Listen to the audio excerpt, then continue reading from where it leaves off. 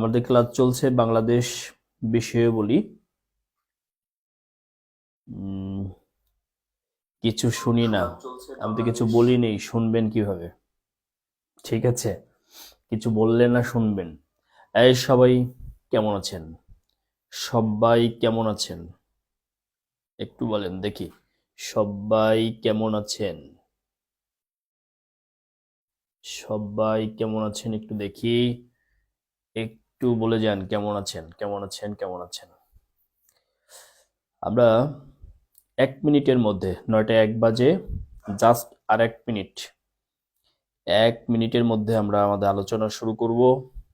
আমরা গতদিন আলোচনা করেছিলাম কিভাবে মানে ব্রিটিশ শাসনের বিভিন্ন লর্ড বা গভর্নর, ভাইসরয়, এদের কর্মকাণ্ড, এদের অ্যাক্টিভিটিস সম্পর্কে আমরা জেনেছিলাম। আজকে আমরা তারই আরেকটা পার্ট, উপমহাদেশে যে রাজনৈতিক আন্দোলন সেই সম্পর্কে আজকে আমরা জানব। আমি ভালো আছি, অনেক ক্লান্ত পরিশ্রান্ত আমি, আপনাদের কবির ভাইয়া। মানে আমি গতকালকে একটা কথা বলছি যে টানা এতক্ষণ পরিশ্রম আমি আমার অতীতে কখনো করি নাই। কবির ভাইও সেম। এর মধ্য দিয়ে আমরা ক্লাস চালাচ্ছি।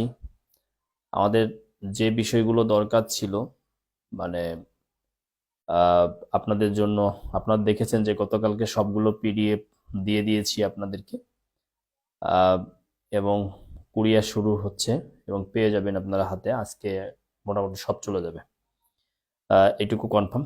সব চলে যাবে আজকে, একটাও বাকি থাকবে না। আপনাদের ক্লাস শেষ করে গিয়েই সুন্দরবন কুরিয়ারে চলে যাব আপনাদের সেই ম্যাটেরিয়াল নিয়ে, যে ম্যাটেরিয়ালের অপেক্ষায় আপনারা আছেন। কিন্তু আহ, আমার মনে হয় আমি পার্সোনালি গত 3 দিনে 33 ঘন্টা পরিশ্রম করছি শুধু এই শীটের পিছনে টানা। কবির ভাই আমার চেয়ে বেশি করছে। ঠিক আছে, সব মিলে এই হলো অবস্থা। আসেন আজকে শুরু করি। আমি ভালো আছি। হ্যাঁ, ঢাকাতে আজকে অনেক ঠান্ডা। জি, জি, জি। ওকে, কোল্ড মর্নিং দিচ্ছেন একজন। ওকে, যেটা আমরা যদি গতদিন বলেছিলাম যে আমরা বঙ্গভঙ্গ থেকে শুরু করব। বঙ্গভঙ্গ, তাহলে গতদিন বলেছিলাম লর্ড কার্জন, ভাইসরয় লর্ড কার্জনের সময় বঙ্গভঙ্গ হয়, অর্থাৎ এই বঙ্গ 2টা ভাগে বিভক্ত হয়ে যায়। এখান থেকে প্রায়ই প্রশ্ন আসে, এই জায়গা প্রশ্ন আসার মতো জায়গা। সেই জায়গাগুলো আমাদেরকে ক্লিয়ার হতে হবে যে বঙ্গটা আসলে কিভাবে ভাগ হয়েছিল। যেমন পূর্ববঙ্গ প্লাস আসাম, এইটা একটা ভাগ। আর পশ্চিমবঙ্গ, বিহার, উড়িষ্যা,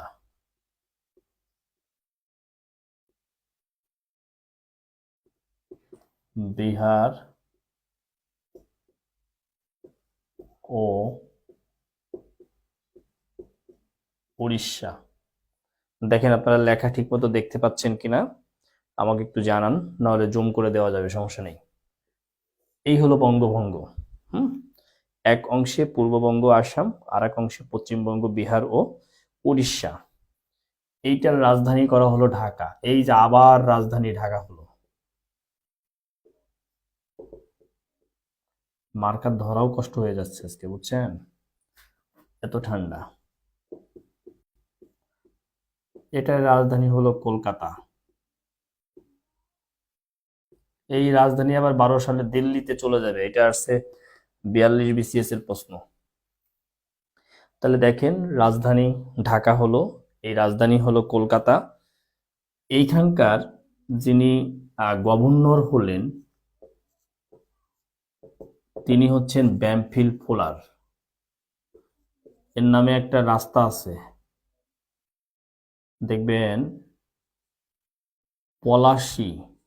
হ্যাঁ, ঢাকার পলাশী থেকে ঢাকা বিশ্ববিদ্যালয়ের দিকে যে রাস্তাটা, সলিমুল্লাহ মুসলিম হল, জহুরুল হক হল থেকে জগন্নাথ হলের দিকে যে রাস্তাটা, এটা হচ্ছে ফুলার রোড। এই ফুলারের নাম অনুসারেই ব্যামফিল্ড ফুলার। আর এখানে গভর্নর ছিলেন অ্যান্ড্রু ফ্রেজার। এরা সবাই হচ্ছেন লেফটেন্যান্ট কর্নেল। লেফটেন্যান্ট কর্নেলেরা। তাহলে এই যে বঙ্গভঙ্গ হয়ে গেল, তাই না? বঙ্গটা ভঙ্গ হয়ে গেল, দুই ভাগে বিভক্ত হয়ে গেল।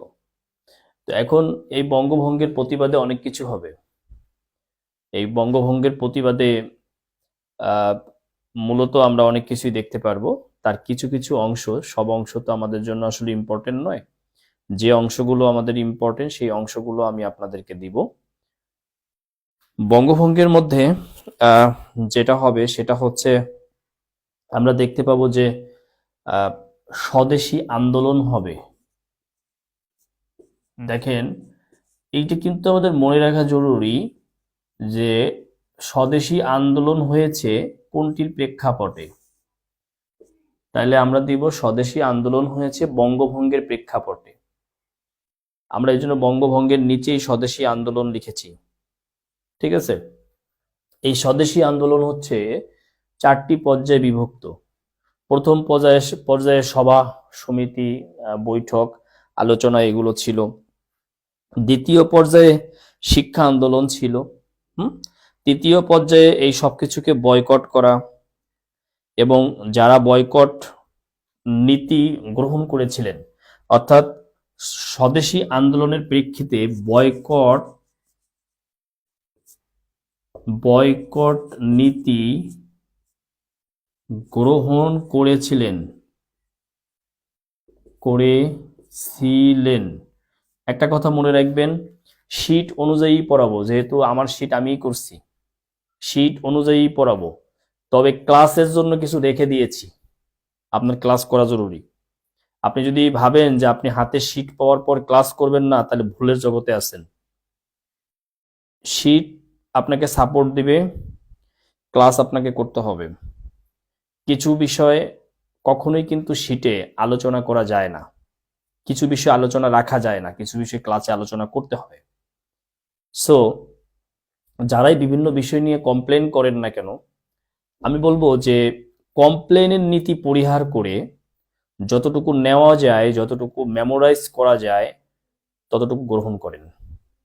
কমপ্লেন নীতিটা না খুব খারাপ। কথায় কথায় কমপ্লেন, প্রয়োজনে অপ্রয়োজনে কমপ্লেন। আমি আপনাদের দেখেছি এই ব্যাচে অনেক ভালো স্টুডেন্ট আছেন, অনেক ভালো ভালো ছেলে মেয়ে আছেন, পাশাপাশি অযথাই বিরক্ত করার মানুষও আছেন। আমি এটা খেয়াল করেছি। এটা এটা দিয়ে কিন্তু আপনি উপরে উঠতে পারবেন না। হ্যাঁ, আপনার যেটা করতে হবে সেটা হচ্ছে এই মানে ক্লেম বা কমপ্লেন নীতি পরিত্যাগ করতে হবে। আমি বলতেছি আপনি আপনি পূর্ণাঙ্গ বিসিএস প্রস্তুতির জন্য একটা বেস্ট সার্ভিস আপনি এখানে পাবেন। আমরা এই কদিন একটু এলোমেলো ছিলাম শীট নিয়ে, শীট সৃষ্টিকর্তার মহান কৃপা হয়ে গেছে। আমাদের এখন শীট নিয়ে কোনো কাজ নেই, আমাদের কাজ হচ্ছে আপনার শীটটা বাসায় পৌঁছে দেওয়া। এটা পৌঁছে যাবে, আজকে আমরা কুরিয়ারে যাচ্ছি, পৌঁছে যাবে। সো এখন আমাদের কাজ হচ্ছে দুইটা, একটা হচ্ছে সুন্দর ক্লাস নেওয়া, আর একটা হচ্ছে সুন্দর করে পরীক্ষা নেওয়া। আর কিন্তু কোনো কাজ নাই আপনাদের সাথে আমাদের। আশা করি এই দুইটা কাজই আমরা আপনাদের সাথে ঠিকঠাক ভাবে করব। দুইটা কাজই ঠিকঠাক ভাবে করব, দোয়া করেন আপনারা, ঠিক আছে? আমরা কিন্তু চাই না যে আপনাদের খারাপ সার্ভিস দিয়ে মার্কেট থেকে আউট হতে, এটা কিন্তু আমরা চাই না। বরং চাই ভালো সার্ভিস দিয়ে মার্কেটে ইস্টাবলিশড হইতে। এটাই কিন্তু আমাদের উদ্দেশ্য। সো বুঝতে হবে যে আমরা কি চাই। হুম। আপনাদের খারাপ সার্ভিস দিয়ে আমাদের কোনো লাভ নাই। দেখেন, এই যে যারা বয়কট নীতি গ্রহণ করেছিলেন তাদের মধ্যে কৃষ্ণ কুমার মিত্র একজন। এগুলো পরীক্ষায় আসবে না হয়তো, জাস্ট অ্যাডভান্স দিয়ে দিলাম। কৃষ্ণ কুমার মিত্র, জাস্ট নামগুলো একবার একটু দেখে রাখলে কি হবে, যে কোনো কালে যদি চলেও আসে আপনি যেন পারেন। যেমন সুরেন্দ্রনাথ বন্দ্যোপাধ্যায়,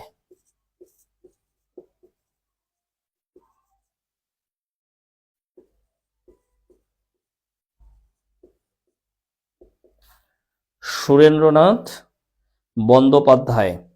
কালীপ্রসন্ন কাব্য বিশারদ, কালী প্রসন্ন কাব্য বিশারদ। এরপরে দেখবেন মতিলাল ঘোষ। এই মতিলাল ঘোষ একবার পরীক্ষায় আসছিল। এই মতিলাল ঘোষের নামটা ছিল যে স্বদেশী আন্দোলনে বয়কট নীতি গ্রহণ করেছিলেন বা স্বদেশী আন্দোলনের নেতৃত্ব দিয়েছিলেন যারা, তাদের মধ্যে মতিলাল ঘোষ একজন।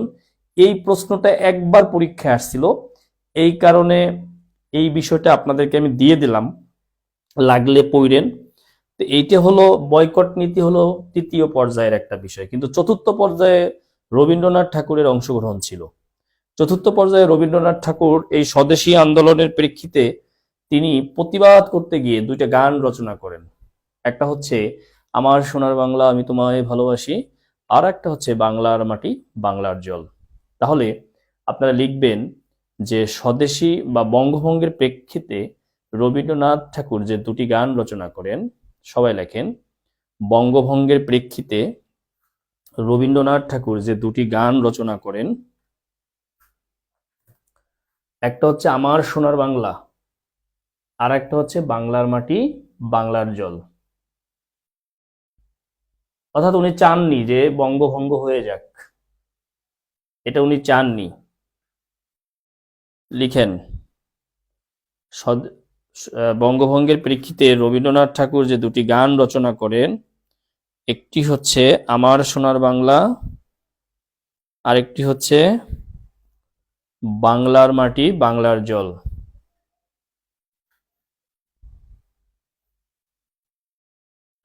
এই যে দেখেন, আমি আপনার প্রশ্নের উত্তর দিব, সান্তনা সাধু, আমি আপনার প্রশ্নের উত্তর দিব, কিন্তু আপনি কোন টপিকসের মধ্যে কোন প্রশ্নটা করছেন এইটা কিন্তু গ্রহণযোগ্য না এই মুহূর্তে। আমরা সলভ ক্লাস দেব প্রয়োজনে, প্রয়োজনে ক্লাসের শেষে গিয়ে আপনি প্রশ্ন করবেন, কিন্তু কিসের মধ্যে কি প্রশ্ন করেছেন, তার মানে আপনার বঙ্গভঙ্গের মধ্যে মন নাই। আমি কিন্তু এটা মোটেও টলারেট করি না। এই যে 4টা লাইন আপনি কমেন্টসে লিখছেন, এটা লিখতে সময় লাগছে। এখন যদি অফলাইনে থাকতেন আপনি, আপনাকে আমি জিজ্ঞাসা করতাম, আপনি পারতেন না এখন কি বলছি এতক্ষণ। প্লিজ এইভাবে নিজেকে ইয়ে করেন না। ঢাকার বিখ্যাত তারা মসজিদ কে তৈরি করেছেন? মির্জা আহমেদ জান, মির্জা গোলাম পীর। দুটোই অপশনে থাকলে কোনটা দিব? আপনি মির্জা আহমেদ জান দিবেন। এই প্রশ্ন আপনি পরেও করতে পারতেন, ডোন্ট মাইন্ড। আমি সবার উদ্দেশ্যে বলতেছি, সবার উদ্দেশ্যে বলতেছি, যখন যখন যে আলোচনা হয় তখন সেই আলোচনার মধ্যে ডুবে থাকবেন, অন্য কিছু মাথায় আনবেন না। স্বদেশী আন্দোলন 1905 সালে শুরু হয় বঙ্গভঙ্গের প্রেক্ষিতে। দেখেন, মনোযোগ দিয়ে কথা শুনেন নাই। এই বঙ্গভঙ্গের প্রেক্ষিতেই স্বদেশী আন্দোলন হয়। তাহলে আমরা স্বদেশী আন্দোলনটাকে একটু শর্টকাট করি। স্বদেশী আন্দোলনটা 4টা পর্যায়ে হয়। প্রথম পর্যায়ে সভা বক্তৃতা এগুলো হয়, দ্বিতীয় পর্যায়ে শিক্ষা আন্দোলন হয়, তৃতীয় পর্যায়ে আপনার বয়কট নীতি গ্রহণ করে এই ব্যক্তিদ্বয়, চতুর্থ পর্যায়ে রবীন্দ্রনাথ ঠাকুর এটার প্রতিবাদ জানায় এবং দুটি গান রচনা করে, একটা হচ্ছে আমার সোনার বাংলা আর একটা হচ্ছে বাংলার মাটি বাংলার জল। এই পর্যন্ত সবাই ক্লিয়ার কিনা? ক্লিয়ার হলে ডান লেখেন। এই পর্যন্ত সবাই ক্লিয়ার হলে ডান লেখেন। এই পর্যন্ত ক্লিয়ার হইলে ডান লিখবেন। আমরা চলে যাব মুসলিম লীগ গঠন।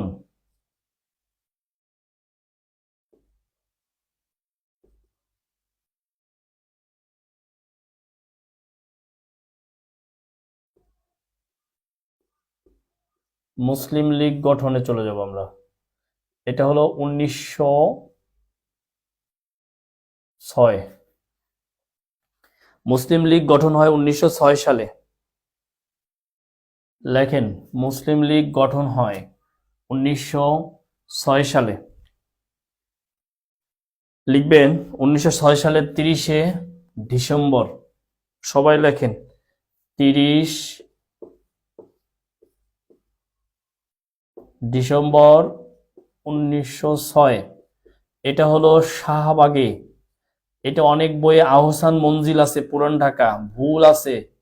এটা আহসান মঞ্জিলে হয় না, এটা শাহবাগ ঢাকায় হয়, ঢাকার শাহবাগে হয়। এবং এই যে আহ, মুসলিম লীগ গঠন, এটার নেতৃত্ব দেন নবাব সলিমুল্লাহ। এই নামটা পরীক্ষায় আসে।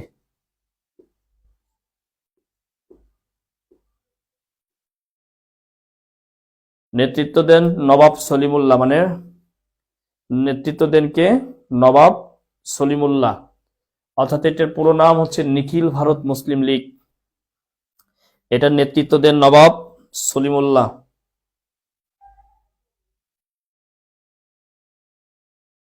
ওকে, তো 1905 সালে বঙ্গভঙ্গ হয়েছিল। আপনাদের গতদিনও বলেছি বঙ্গভঙ্গ রদের কথা। লর্ড হার্ডিঞ্চের সময় বঙ্গভঙ্গ রদ হয়। আমরা একটু বঙ্গভঙ্গ রদ সম্পর্কে জেনে নিব। আর একটা কথা সবাই মাথায় রাখবেন, বঙ্গভঙ্গর তারিখটা মনে রাখবেন। আমরা 1905 শুধু লিখিয়েছি, 1905 সালের 16ই অক্টোবর, এই তারিখটা মুখস্থ রাখবেন। 1905 সালের 16ই অক্টোবর। কোনো একটা পরীক্ষায় 1905 সাল দিয়েছে, অপশনে 4টা তারিখ দিছে, এবার কিন্তু পারবেন না, না জানা থাকলে। 1905 সালে বঙ্গভঙ্গ হয়েছে এটা সবাই জানে, মোটামুটি যারা পড়ালেখার মধ্যে আছে সবাই জানে, কিন্তু 16ই অক্টোবর হয়েছে এটা কিন্তু অনেকের মাথায় নাই। প্রথম 2টা পয়েন্ট আবার বলেন মুসলিম লীগের। মুসলিম লীগ প্রতিষ্ঠিত হয়েছে 30শে ডিসেম্বর 1906 সালে, স্থান ঢাকার শাহবাগ। এটা নেতৃত্ব দেন হচ্ছেন নবাব সলিমুল্লাহ, এইটাই বলেছি।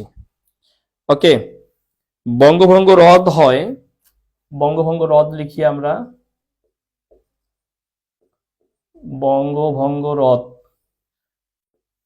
বঙ্গভঙ্গ রদ সবাই লিখবেন। বঙ্গভঙ্গ রদ হয় 1911 সালের 12ই ডিসেম্বর।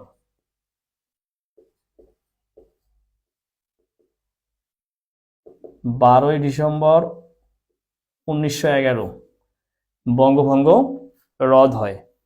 এই যে 12ই ডিসেম্বর, এই তারিখটাও আপনাকে মনে রাখতে হবে, কারণ 1911 সাল সবাই পারে, 1911 সাল সবার মুখস্থ আছে।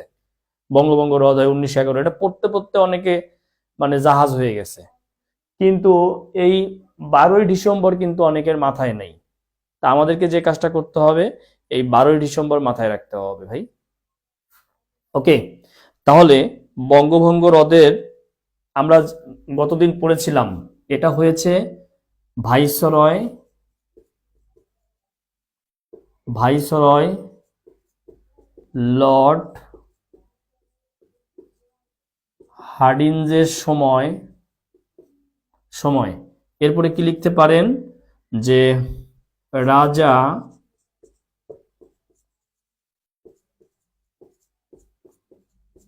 পঞ্চম জর্জের অভিষেক অনুষ্ঠানে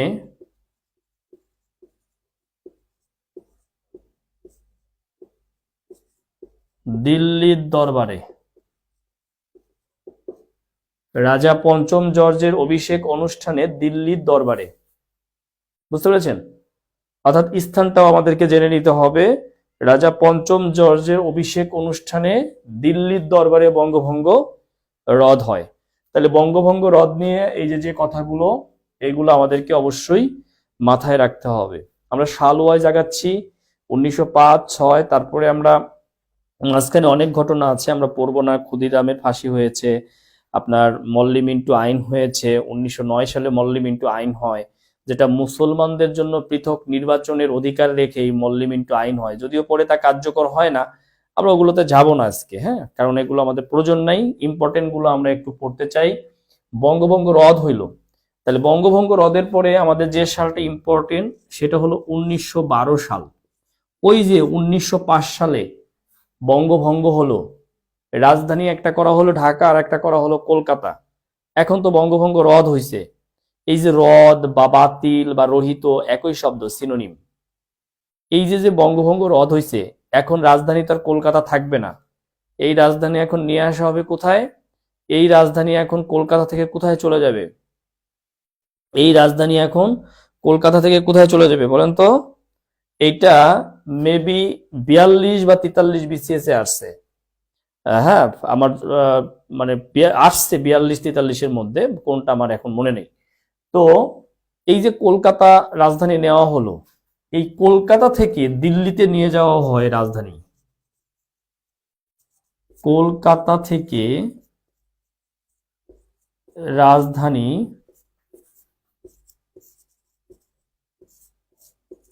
দিল্লিতে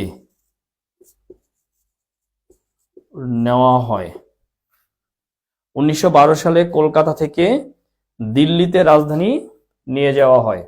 1912 সালে আরো ঘটনা আছে, সেটা হচ্ছে নাথান কমিশন গঠন। নাথান কমিশন থেকে কিভাবে প্রশ্ন আসতে পারে সেগুলো আমরা একটু দেখব। আমরা আবারও লিখি 1912, আমরা লিখব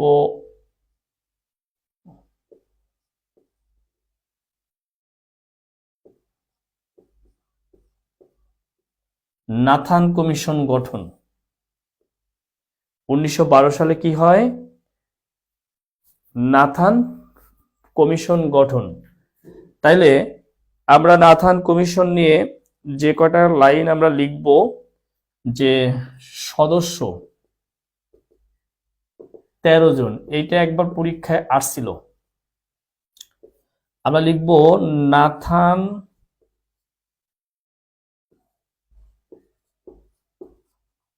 কমিশন অনুযায়ী 1921 সালে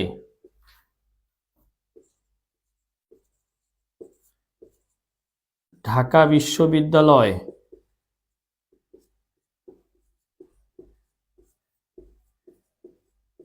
প্রতিষ্ঠিত হয়। নাথান কমিশন অনুযায়ী 1921 সালে ঢাকা বিশ্ববিদ্যালয় প্রতিষ্ঠিত হয়। আমরা নিব এখন যে লাইনগুলো, সেটা হচ্ছে ঢাকা বিশ্ববিদ্যালয়ের প্রথম ভাইস চ্যান্সেলর।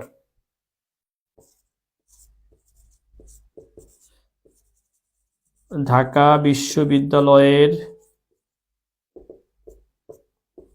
প্রথম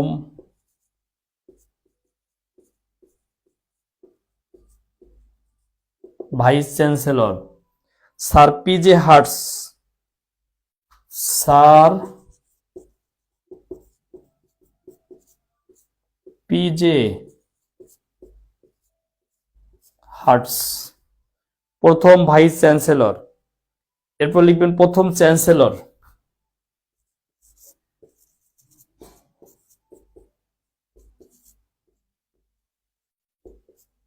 প্রথম চ্যান্সেলর লর্ড ডেন্ডাস।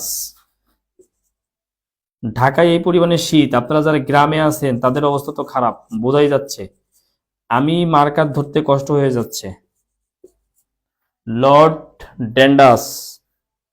ওকে, প্রথম চ্যান্সেলর বা হ্যাঁ, প্রথম চ্যান্সেলর হচ্ছে লর্ড ডেন্ডাস। আরেকজনের নাম লিখবেন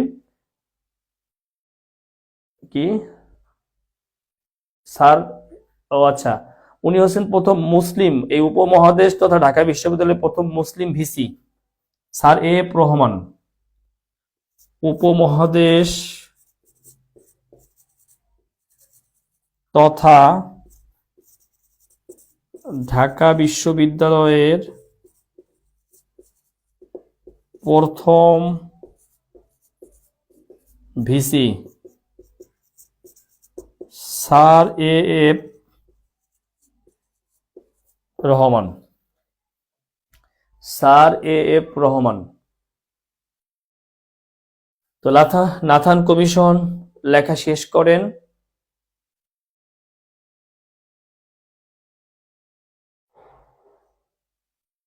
ওকে,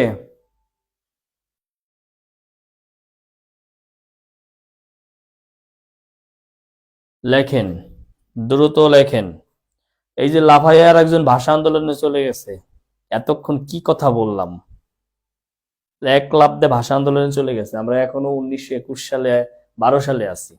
ভাষা আন্দোলন শুরু হয়েছে 48 সালে। লাফালাফি করা যাবে না ভাইয়া, অনেক দূর, অনেক দূর ভাই, প্লিজ। কে উনি বাঙালি ছিল? স্যার এ এফ রহমান অবশ্যই বাঙালি ছিল, নাম দেখে বোঝেন না? অবশ্যই বাঙালি।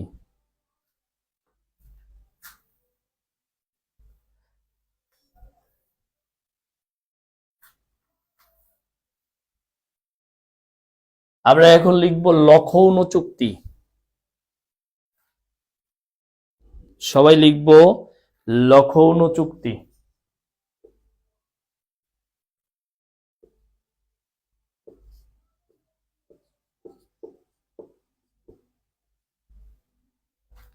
আপনাদের উপমহাদেশের বা আমাদের দেশের যে পড়াবো, রাজনৈতিক ব্যবস্থা পড়াবো, সেখানে গিয়ে ইন্ডিয়ার সবচেয়ে ভারতীয় প্রাচীন রাজনৈতিক দল যেটা ন্যাশনাল কংগ্রেস, এইটা পড়াবো।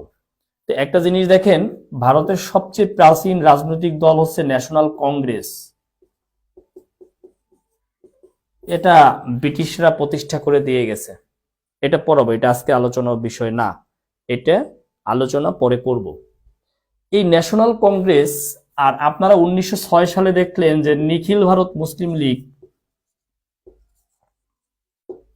নিখিল ভারত মুসলিম লীগ, এখানে যেটা করতে হবে সেটা হচ্ছে আসলে একদল আর একদলকে মেনে নিবে, মেনে নিয়ে যে চুক্তি সেটাই হচ্ছে লখনৌ চুক্তি। হ্যাঁ, এ পর্যন্ত নাথান টপিক ছিল। জি, কথা কি বুঝতে পেরেছেন? তাইলে আপনারা লিখবেন 1916 সালে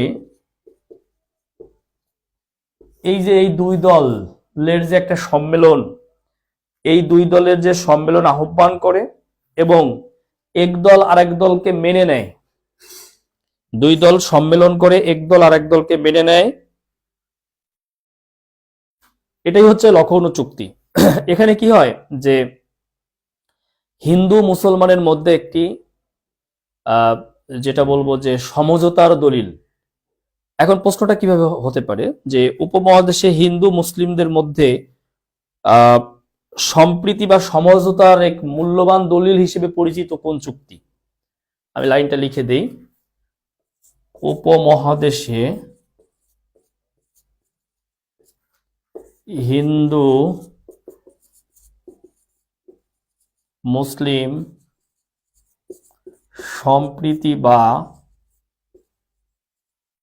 সমঝোতার দলিল হিসেবে পরিচিত, দলিল হিসেবে পরিচিত। ওকে,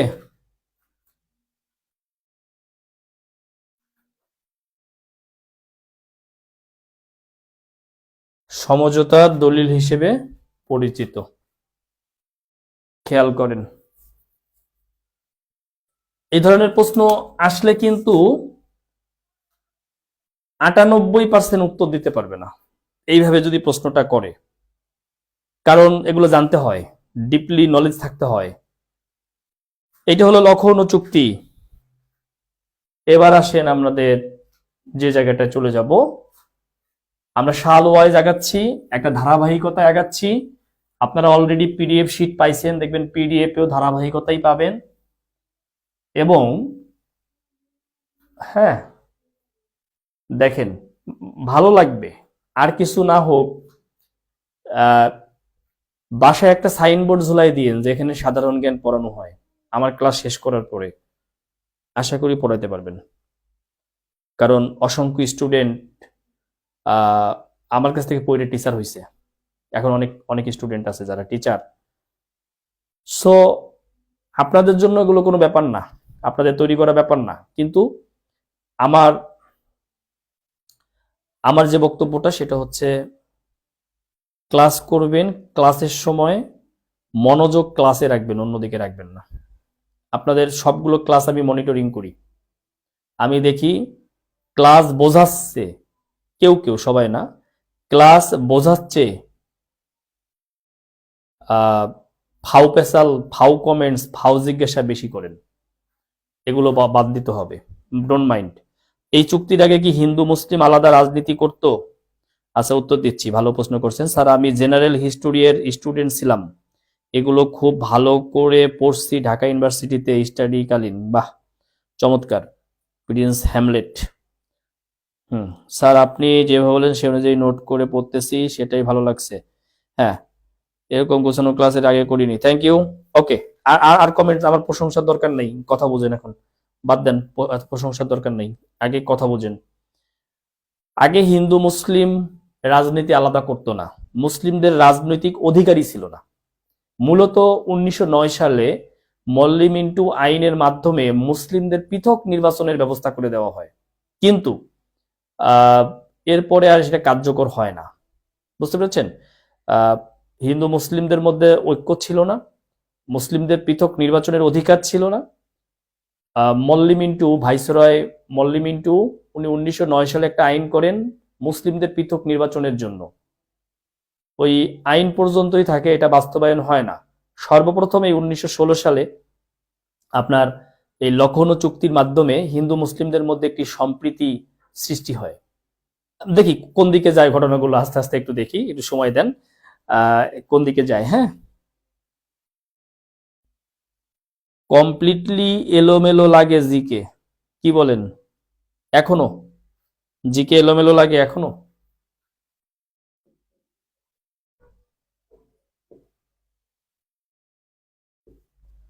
রাওলাট আইন লেখেন, রাওলাট আইন, এটা ও মিশে গেছে, হ্যাঁ, রাওলাট আইন। রাওলাট আইন হয় 1918 সালে, তারিখ মুখস্থ করার দরকার নাই, যেটা তারিখ লাগবে আমি দিব। 1918 সালে রাওলাট আইন হয়। এই আইনটা কি ছিল এইটা আমাদের জানা জরুরি। যে এখানে আমাদেরকে যেটা মাথায় রাখতে হবে সেটা হচ্ছে বিনা বিচারে পুলিশ গ্রেপ্তার করতে পারবে, এরকম একটা বিধান করে আইন করা হয়। হ্যাঁ,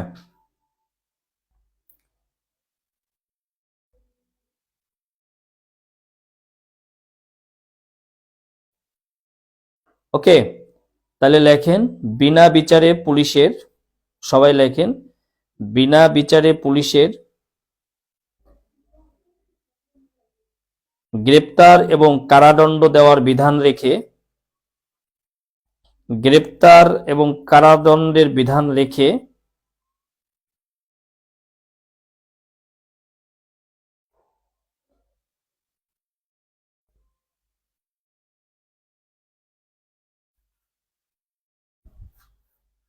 যে আইন করা হয় তাই কুখ্যাত রাওলাট আইন নামে পরিচিত। ইভেন বিনা বিচারে গুলি করে মেরে ফেলতো। এই যে রাওলাট এই উপমহাদেশে এই সময় গভর্নর হিসেবে ছিল, এরকম একটা আইন করে যে বিনা বিচারে গ্রেপ্তার, কারাদণ্ড এবং হচ্ছে গুলি করে হত্যা। ইভেন সংবাদপত্রের মানে সাংবাদিকদের যে কণ্ঠরোধ করা, তাদের যে মানে স্বাধীনতা হরণ করা, এই আইনে সেই সংবাদপত্রের স্বাধীনতাকেও হরণ করা হয়েছিল। এই বিধান রেখে যে আইন করে রাওলাট আইন, আমি রাওলাট আইন পড়াইতাম না, কারণ এই রাওলাট আইনের প্রতিবাদেই হয় জালিনওয়ালাবাগ হত্যাকাণ্ড।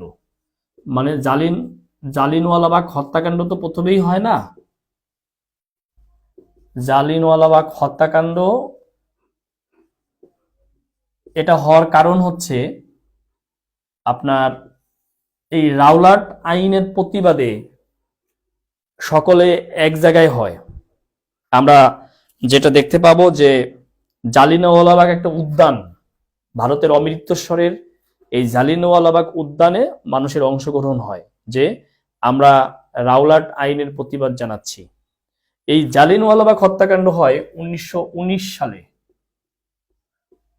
1919 সালে বলেন কত তারিখে হয়? এটা তারিখ লাগবে, মনে রাখবেন, এটা 13 এপ্রিল। 13 এপ্রিল এই জালিনওয়ালাবাগ হত্যাকাণ্ড হয়। তো এখান থেকে যে প্রশ্নটা বেশি বেশি আসে, বারবার আসে, সেটা হচ্ছে রবীন্দ্রনাথ ঠাকুর নাইট উপাধি ত্যাগ করেন কিসের প্রেক্ষিতে? রবীন্দ্রনাথ ঠাকুর নাইট উপাধি ত্যাগ করেন এই জালিনওয়ালাবাগ হত্যাকাণ্ডের কারণে। ওকে, তাহলে আপনারা লিখে নেন যে রবীন্দ্রনাথ ঠাকুর নাইট উপাধি ত্যাগ করেন এই জালিনওয়ালাবাগ হত্যাকাণ্ডের কারণে। সবাই লিখে নেন, লিখে নেন। বুঝতেই পাচ্ছেন যে জালিনওয়ালাবাগ হত্যাকাণ্ড কেন হয়েছে, এটা অবশ্যই বুঝতে পেরেছেন আশা করি। হ্যাঁ, অনেক কিছু লেস ইম্পর্টেন্টও কিছু কিছু দিয়ে যাব, কারণ ইতিহাস জানার ক্ষেত্রে খাতিরে ধারাবাহিকতা রক্ষা করব। যেমন এখন যেটা দিব যে খিলাফত আন্দোলন, এটা বেশি ইম্পর্টেন্ট না, কিন্তু আপনার জানা জরুরি যে খেলাফত আন্দোলন কত থেকে কত হয়েছে। এই যে খেলাফত আন্দোলন 1919 থেকে 1923 সাল পর্যন্ত,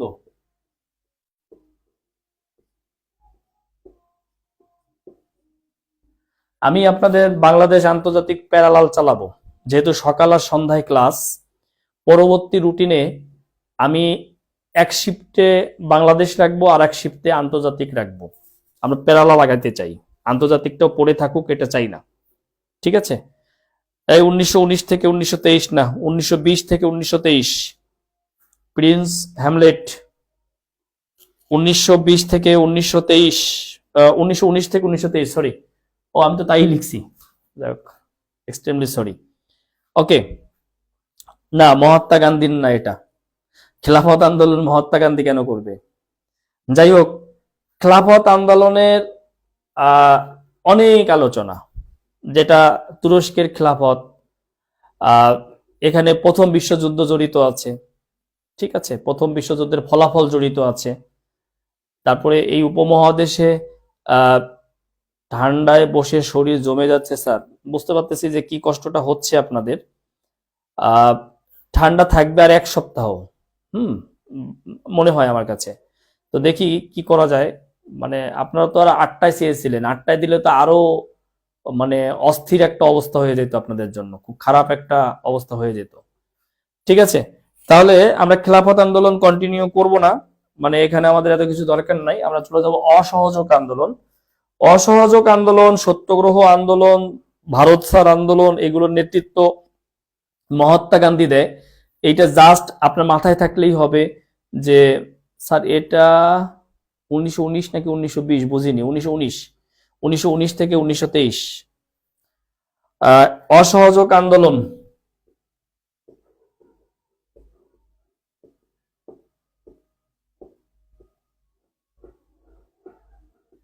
এটা 1920 থেকে 1922। লেখেন এই আন্দোলনের নেতৃত্ব দেন মহাত্মা গান্ধী, মোহনদাস করমচাঁদ গান্ধী। পুরো নাম হচ্ছে, এটা আবার বেশি আলোচনা করব না, কেন ভারত যখন পড়াবো আন্তর্জাতিকে মোহনদাস করমচাঁদ গান্ধী, তখন মহাত্মা গান্ধী আলাদা করেই পড়াবো। মোহনদাস করমচাঁদ গান্ধী, তখন কিন্তু মহাত্মা গান্ধী আলাদা করে পড়াবো।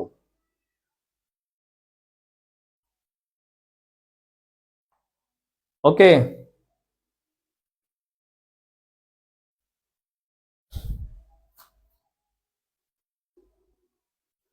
এই আমি ভাইসরয়ের প্রসঙ্গ তুলিনি। ওই সময় ভাইসরয় ছিলেন মন্টেগু চেমসফোর্ড। আপনি জানতে চাইলে জানাবো, কিন্তু ইম্পর্টেন্ট মনে হয় না, এই জন্য বলিনি। 1919 সালেও একটা ভারতীয়দের জন্য পৃথক নির্বাচনের বিধান রেখে একটা আইন করা হয়, সেটা মন্টেগু চেমসফোর্ড করে। বাট আমি ওইদিকে যেতে চাচ্ছি না, এগুলো দরকার নাই। ওকে, আসেন, পড়ালে তো অনেক কিছু পড়ানো যায়। অসহযোগ আন্দোলনের নেতৃত্ব দেন মোহনদাস করমচাঁদ গান্ধী, কিন্তু ঘটনা ঘটে উল্টা। সেটা হচ্ছে চৌরিচেরা গ্রামের পুলিশ স্টেশনে এই অসহযোগ আন্দোলনের কর্মীরা আগুন ধরিয়ে দিয়ে পুলিশ হত্যা করে, 22 জন পুলিশকে হত্যা করে। এই 22 জন পুলিশকে হত্যা করলে এই অসহযোগ আন্দোলন সহিংসতায় পরিণত হয়, যার কারণে মহাত্মা গান্ধী এই আন্দোলন অফ করে দেন, অর্থাৎ এই আন্দোলন বন্ধ করে দিতে বাধ্য হন এই অগ্নিসংযোগ করে পুলিশ হত্যার কারণে। কারণ আন্দোলনটা ছিল অসহযোগ, কিন্তু সেটা সহিংসতায় রূপ নেয় এই পুলিশকে আগুন ধরিয়ে দেওয়ার কারণে। সো আমরা দেখতেই পেলাম যে অসহযোগ আন্দোলন, আমরা জাস্ট মাথায় রাখলেই হবে এই আন্দোলনের নেতৃত্ব কে দেন। এবার আরেকটা রাজনৈতিক দল গঠন হবে, সেটার নাম হচ্ছে স্বরাজ পার্টি। স্বরাজ পার্টি, আরেকটা রাজনৈতিক দল গঠিত হবে, এটার নাম স্বরাজ পার্টি।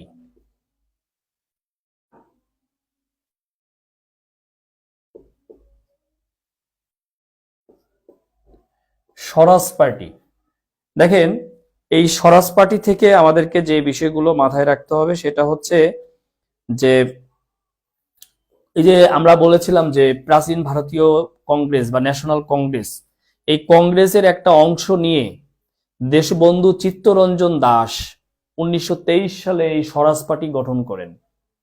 তাহলে আমরা লিখব 1923 সালে দেশবন্ধু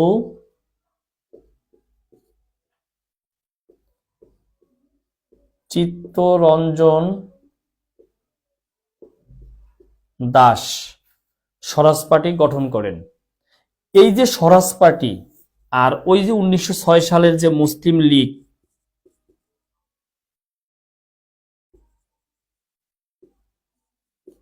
এই দুইজনের মধ্যে 1923 সালে একটা চুক্তি হয়, যে চুক্তির নাম হচ্ছে বেঙ্গল প্যাক্ট। অর্থাৎ এই চুক্তিতে উভয়কে স্বীকৃতি দেয়, বেঙ্গল প্যাক্ট। তাহলে বেঙ্গল প্যাক্ট হয় কবে? 1923 সালে। বেঙ্গল প্যাক্ট হয় 1923 সালে। ওকে, দেখেন বোঝেন কিনা।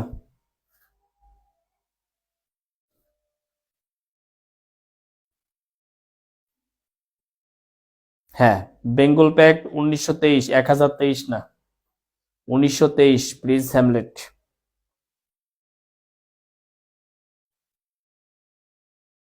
ওকে, লিখছেন সবাই?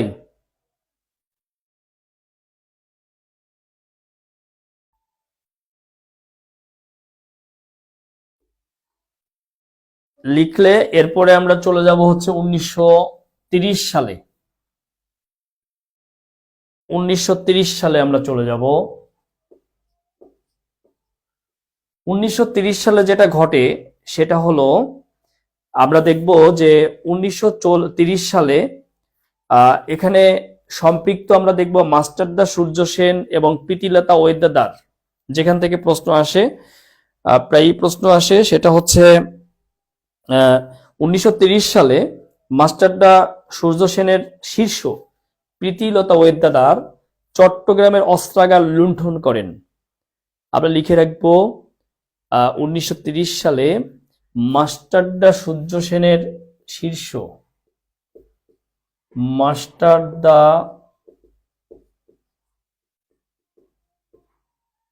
সূর্য সেনের শীর্ষ প্রীতিলতা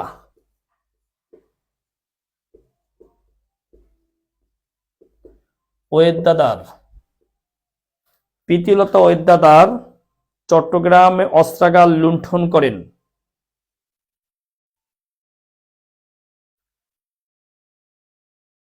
অস্ত্রাগার লুণ্ঠন করেন।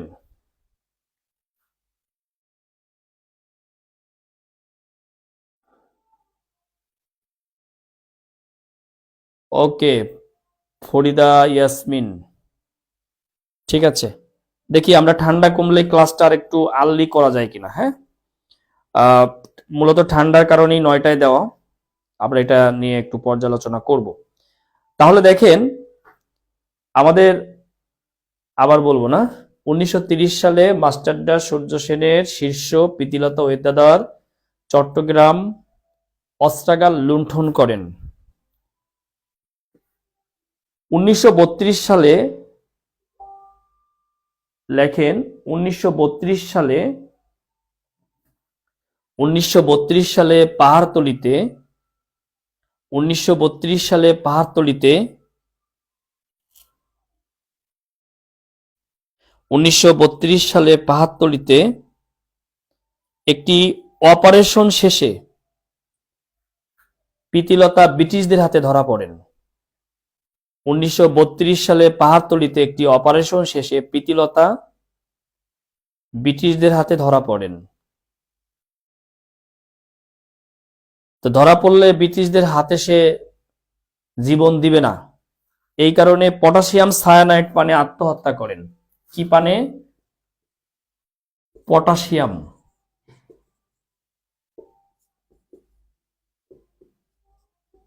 সায়ানট পানে তিনি আত্মহত্যা করেন। পটাশিয়াম সায়ানট, অর্থাৎ 1932 সালে একটি অপারেশন কার্য শেষে ব্রিটিশদের হাতে ধরা পড়লে তিনি পটাশিয়াম সায়ানট পানে আত্মহত্যা করেন। আচ্ছা ভাই, 8টায় 9টায় তাই জমে যাচ্ছেন ঠান্ডায়, ঠান্ডাটা কমুক না, এই সপ্তাহে রুটিনটা ফলো করেন সবাই।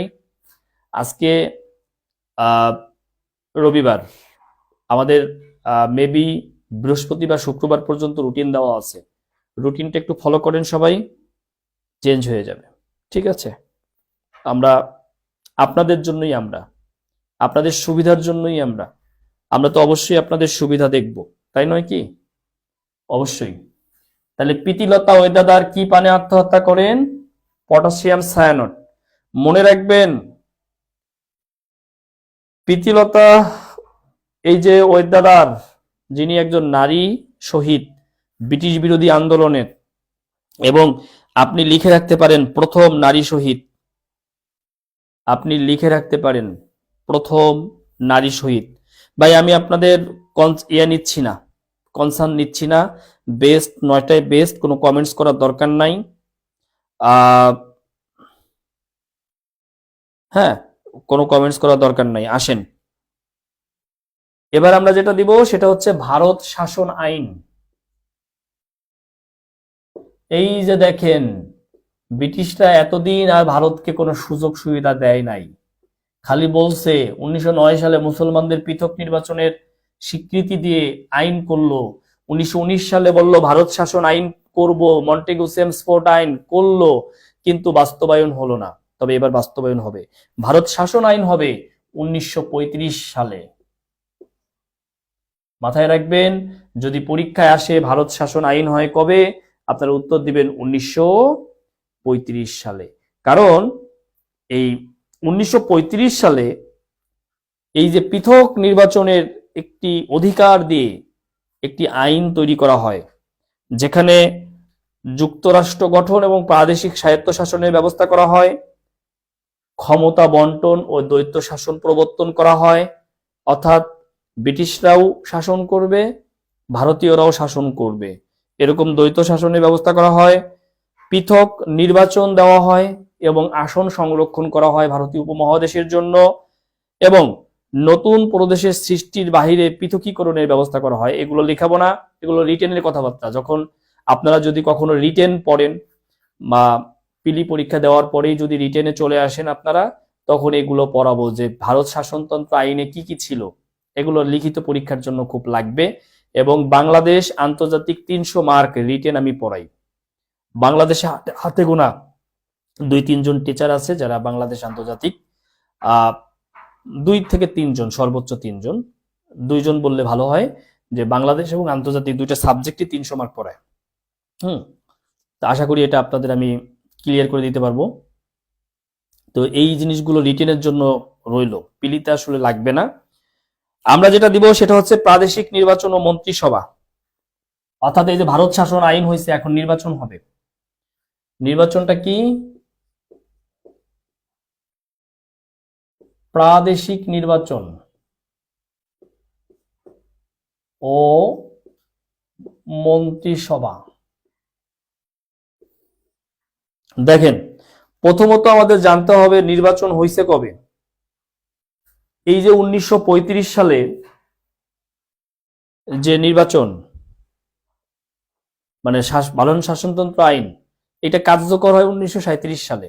অর্থাৎ 1935 সালে কিন্তু এটা কার্যকর হয় না, 1937 সালে গিয়ে এটা কার্যকর হলো।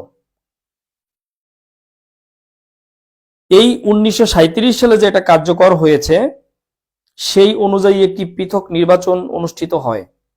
এই নির্বাচনে কয়েকটা দল অংশগ্রহণ করে, যাদের মধ্যে কৃষক শ্রমিক মানে কৃষক প্রজা পার্টি ছিল, মুসলিম লীগ ছিল, স্বতন্ত্র মুসলমান ছিল, সব মিলে এরা বিজয়ী হয়। আমি এখানে সংক্ষিপ্ত করব এই কারণেই, কারণ এই সময় কৃষক প্রজা পার্টি ছিল শেরেবাংলার দল, এবং যথাযথ কারণে শেরেবাংলা মন্ত্রিসভা গঠন করেন। অর্থাৎ এই নির্বাচনের মাধ্যমে আপনারা প্রাদেশিক নির্বাচন 1937 এটা মাথায় রাখবেন, মন্ত্রিসভা 1937 এটা মাথায় রাখবেন, এবং যে মন্ত্রী পরিষদ গঠন হবে সেটা হলো শেরেবাংলা একে ফজলুল হকের মন্ত্রিসভা। শেরেবাংলা একে ফজলুল হকের মন্ত্রিসভা, শেরেবাংলা একে ফজলুল হকের মন্ত্রিসভা গঠিত হয়। কেমন? তাহলে দেখেন, এই যে শেরেবাংলা একে ফজলুল হকের মন্ত্রিসভা, এটা গঠিত হয়।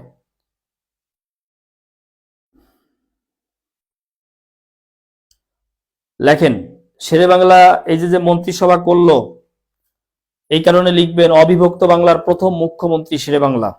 এটি ইম্পর্টেন্ট, 3টা লাইন লেখাবো। লেখেন, অবিভক্ত বাংলার প্রথম মুখ্যমন্ত্রী শেরেবাংলা।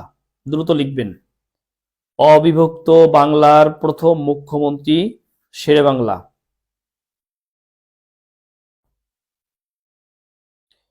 অবিভক্ত বাংলার প্রথম মুখ্যমন্ত্রী শেরেবাংলা এবং শেষ মুখ্যমন্ত্রী হোসেন শহীদ সোহরাওয়ার্দী।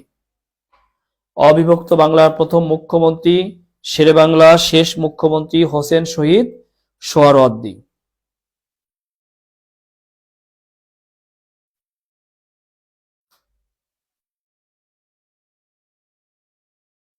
লিখবেন 1938 সালে শেরেবাংলা একটা আইন করেন, যেটা আসলেও আসতে পারে বঙ্গীয় প্রজাস্বত্ব আইন। বঙ্গীয় প্রজাস্বত্ব আইন সংশোধন করেন। এখানে জমিদারদের ক্ষমতা হ্রাস করে কৃষকদের ক্ষমতা, স্বার্থ রক্ষার জন্য এই আইন করা হয়।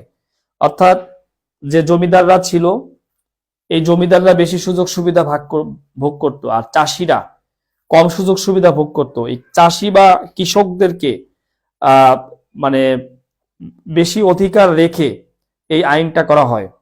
এবং তিনি এই 1938 সালে ঋণ সালিসি বোর্ড গঠন করেন।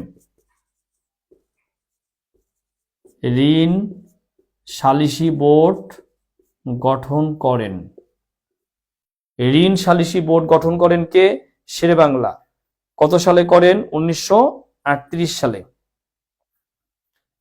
এবং মুসলিম নারী শিক্ষার জন্য তিনি ঢাকা ইডেন কলেজ প্রতিষ্ঠা করেন। লিখে রাখেন যারা ইডেনের ছাত্রী, মুসলিম নারীদের শিক্ষার জন্য ঢাকায় ইডেন কলেজ প্রতিষ্ঠা করেন। মুসলিম নারী শিক্ষার জন্য তিনি এটি প্রতিষ্ঠা করেন। আমরা এখান থেকে বের হয়ে যাব 1939 সালের ঘটনা সবার জানা, দ্বিজাতি তত্ত্ব জিন্নার দ্বিজাতি তত্ত্ব 1939 শিরোনাম করব। এবং দ্বিজাতি তত্ত্ব এটা আমরা জানি সবাই। দ্বিজাতি তত্ত্ব হচ্ছে মুসলিম সংখ্যাগরিষ্ঠ নিয়ে মুসলিম স্টেট আর হিন্দু সংখ্যাগরিষ্ঠ নিয়ে হিন্দু স্টেট। এই দ্বিজাতি তত্ত্বের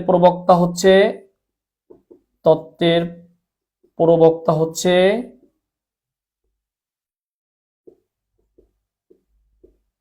মোহাম্মদ আলী জিন্নাহ। মোহাম্মদ আলী জিন্নাহ। ওকে। ঋণ সালিসি বোর্ড, অর্থাৎ ঋণ উত্তোলনের জন্য এই বোর্ড গঠন করা হয়। লোন যারা লোন নিয়েছিল, লোন পরিশোধ করতেছিল না, ওকে, এজন্য সালিস বোর্ড গঠন করা হয়। তো এই যে এই তত্ত্ব, দ্বিজাতি তত্ত্বের মূল কথা কি? হিন্দু মুসলিম পৃথক জাতি। এই দ্বিজাতি তত্ত্ব এবং ব্রিটিশ শাসনতন্ত্র, এই দুইটা অনুযায়ী 1947 সালে এই উপমহাদেশ বিভক্ত হয়। বুঝতে পেরেছেন? তাইলে আমরা চলে যাব 1940 সালে।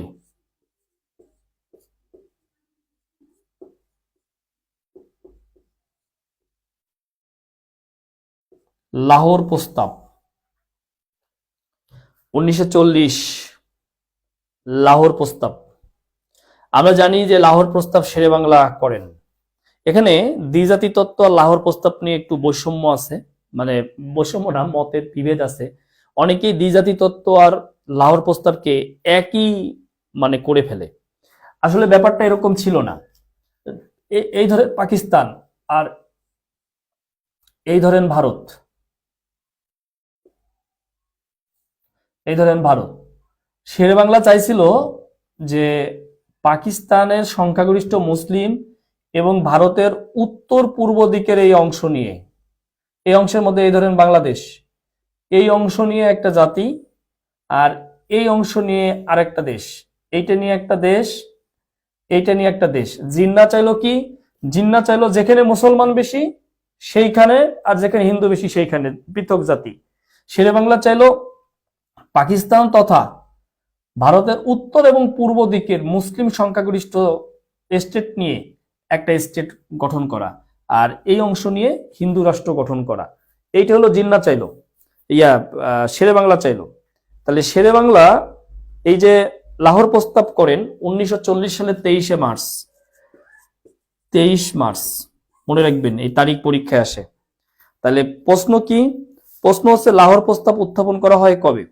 1940 সালের 23 মার্চ। কে করেন? শেরেবাংলা করেন। অর্থাৎ মুসলিম সংখ্যাগরিষ্ঠ নিয়ে। উনি কিন্তু বলে নাই যে এইটুক নিয়ে হিন্দু রাষ্ট্র করো, উনি বলছে মুসলিম সংখ্যাগরিষ্ঠ নিয়ে মুসলিম রাষ্ট্র। অর্থাৎ শেরেবাংলা শুধু মুসলিম রাষ্ট্র চাইছে, জিন্না হিন্দু মুসলিম পৃথক রাষ্ট্র চাইছে। এই হলো দ্বিজাতি তত্ত্ব আর 40-এর লাহোর প্রস্তাবের মধ্যে পার্থক্য। আশা করি আমি বোঝাইতে পারছি, নাকি বোঝাইতে পারি নাই বলেন?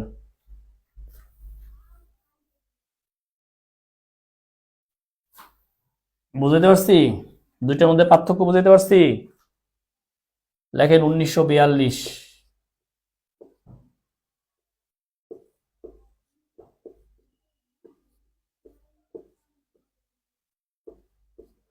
ক্রিপস মিশন, লেখেন ক্রিপস মিশন।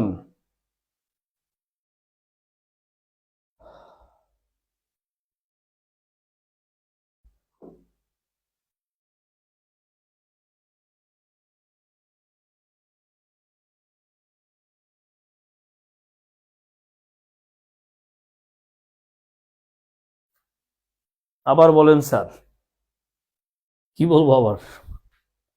জিন্না চাইছে হিন্দু মুসলিম পৃথক জাতি, আর শেরেবাংলা চাইছে মুসলিম সংখ্যাগরিষ্ঠ অংশ নিয়ে একটি মুসলিম রাষ্ট্র গঠন করা। এই তো আর কি। কথা বুঝতে পেরেছেন? আচ্ছা, ক্রিপস মিশনটা একটু বুঝাই দেই, আপনি শুধু সালটা মনে রাখলেই হবে। এটা মূলত দ্বিতীয় বিশ্বযুদ্ধের সময় যখন জাপান মিত্র শক্তিতে যোগদান করে, তখন জাপানি আক্রমণের বিরুদ্ধে, মানে এই জাপানের আক্রমণ ঠেকাতে, তখন প্রধানমন্ত্রী চার্চিল ছিল, ব্রিটিশ প্রধানমন্ত্রী চার্চিল ছিল, সে স্যার স্ট্র্যাটফোর্ড ক্রিপসকে এই উপমহাদেশের যে রাজনৈতিক পরিস্থিতি এটা নিয়ন্ত্রণের জন্য পাঠানো হয়। এই যে পাঠিয়ে তিনি যে ইয়েটা করেন, যে প্রস্তাবগুলো করেছিলেন এই রাজনৈতিক অস্থিরতা দূর করার জন্য, সেই প্রস্তাবগুলোকেই বলা হয় ক্রিপস মিশন। ক্রিপস একজন ব্যক্তির নাম, উনি যে এই ভারতের রাজনৈতিক পরিস্থিতি ইয়ে করার জন্য আসছিলেন, এটি হচ্ছে ক্রিপস মিশন নামে পরিচিত। শোনেন, এই 1942 সালে ক্রিপস মিশন হয়েছে, এইটুকু মাথায় রাখে না, কিছু দরকার নেই। দুঃখের বিষয় 45 বিসিএস এ শুরুই হয়েছে 1942 থেকে প্রশ্ন, এর আগ পর্যন্ত কিন্তু কোনো প্রশ্ন হয় নাই। এর মানে 46-এ হবে না তা কিন্তু না, 46-এ দেখা গেছে 5-6টা হয়ে গেছে। 1942 সালে ছিল ভারত ছাড় আন্দোলন, এটাই 45-এ শুরু হয়েছে। এখান থেকে শুরু হয়েছে যে ভারত ছাড় আন্দোলন 1942। ওকে ভাই, আবার বলতে পারবো না, ক্লাস শেষে টেনে টেনে দেখে নিবেন। 3বার বলেছি একটা বিষয়। ভারত ছাড় আন্দোলন, লেখেন ভারত ছাড় আন্দোলনের নেতৃত্ব দেন মহাত্মা গান্ধী। এই ভারত ছাড় মানে কারা ছাড়বে? ইংরেজরা ছাড়বে, ইংরেজরা ছাড়বে। তাইলে পরীক্ষা কি আসতে পারে? ভারত ছাড় আন্দোলন কবে হয়েছে, নেতৃত্ব কে দেন? যদিও 46-এ আর আসবে না, কারণ 45-এ আসছে। বুঝতে পারছেন? ক্রিপস মিশনটা বলেন আবার স্যার। আচ্ছা ভাই, ক্রিপস মিশনটা হলো দ্বিতীয় বিশ্বযুদ্ধের সময় যখন জাপান মিত্র শক্তিতে যোগদান করে, তখন জাপানি আক্রমণ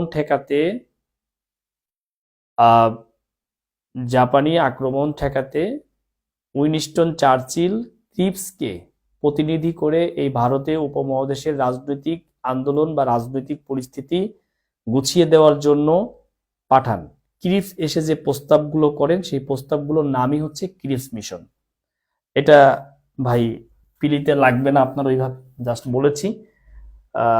ভুল হয়ে গেছে বলে ঠিক আছে, ভুল হয়ে গেছে, মাফ করে দেন, এটা আর বলতে চাই না এখন। ওকে, এবার যেটা নেবেন 1943 সাল, সেটা হলো 50-এর মনন্তর। আপনাদের এর আগে 76-এর মনন্তর পড়াইছি,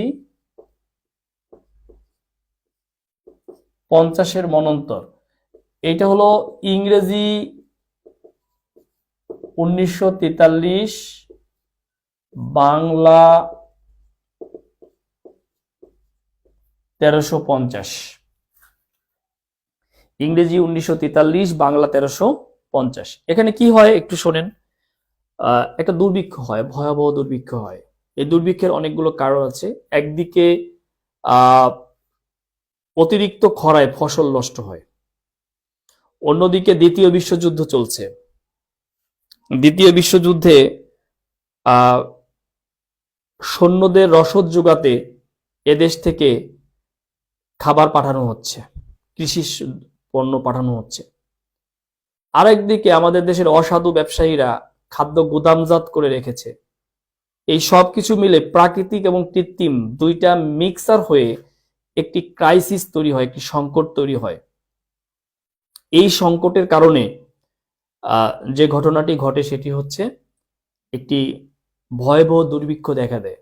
এটা শুধু বই পুস্তকে না, আমরা আমাদের নানার মুখে শুনেছি যে মানুষ এতটাই ক্ষুধার্ত ছিল যে জমিদাররা নৌকায় করে কাঁঠাল খেয়ে যেত পানি দিয়ে, আর নদীর পাড়ে ওই যে বাঁশের মানে কোটা বলে আমাদের এলাকায়, আপনাদের কি বলে জানি না, বাঁশের মাথায় বেঁধে রাখতো।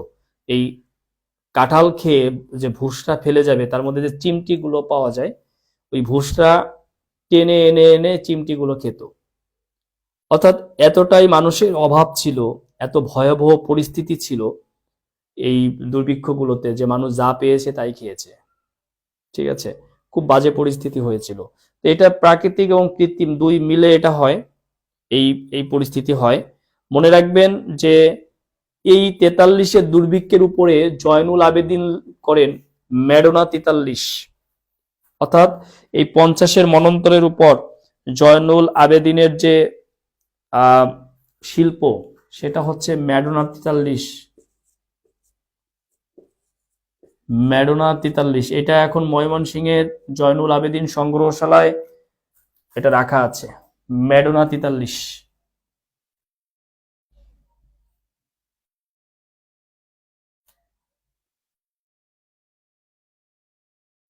ম্যাডোনা 43।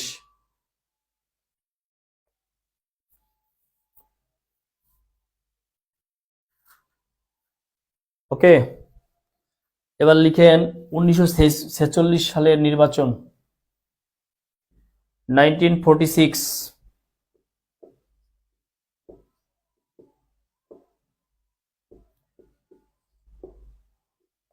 পৃথক নির্বাচন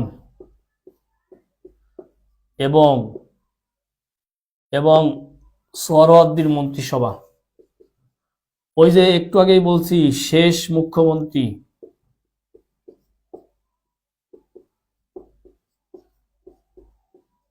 মন্ত্রিসভা। ওই যে দেখবেন যে মুজিব একটি জাতির রূপকার মুভিতে দেখবেন, এই সময় বঙ্গবন্ধু ওই যে স্কুলে খেলাধুলার সময় বক্তব্য রেখে তার নজর বা তার দৃষ্টি আকর্ষণ করে। এরপরে কিন্তু কলকাতায় শরৎ এই সময় মুখ্যমন্ত্রী, এই সময় দেখা করতে যায় তার বাসভবনে। হ্যাঁ, এগুলো দেখবেন। হ্যাঁ, 1946 সালের এই নির্বাচনে মুসলিম লীগ জয়লাভ করে এবং সোহরাওয়ার্দীর নেতৃত্বে একটি মন্ত্রিসভা গঠিত হয়। অর্থাৎ এই সোহরাওয়ার্দী এই সময় ছিল মুসলিম লীগে, মাথায় রাখবেন। তাহলে 1946 সালে এই নির্বাচন হয় এবং মুসলিম লীগ কি করে, জয়লাভ করে। এবং সোহরাওয়ার্দী ছিলেন এই মুসলিম লীগের কি এই মুসলিম লীগ যেহেতু জয়লাভ করেছে সেহেতু সোহরাওয়ার্দী কি হয়, কি হলো, বেশি সাদা হয়ে গেল কেন, এই সোহরাওয়ার্দী হয় মুখ্যমন্ত্রী। এই কারণেই তাকে বলা হয়েছে তিনি হচ্ছেন মানে সর্বশেষ মুখ্যমন্ত্রী। এরপরে ব্রিটিশরা আবার কি করে, এখানে একটু সংক্ষিপ্ত করি, ওরা মন্ত্রী মিশন পাঠায়, 3 সদস্য বিশিষ্ট একটি মন্ত্রী মিশন পাঠায় 1946 সালে আমাদের এই রাজনৈতিক সংকট দূর করার জন্য। কিন্তু তারা এসে কোনো কিছু করতে পারে না, যেটাকে বলা হয় মন্ত্রী মিশন পরিকল্পনা। 1946 সালে ব্রিটিশরা তাদের মন্ত্রী পরিষদ থেকে 3 জনকে পাঠায়, যেটা মন্ত্রী মিশন পরিকল্পনা নামে পরিচিত। কিন্তু আমাদের রাজনৈতিক যে অস্থিরতা, এটি কিন্তু দূর করতে পারে না।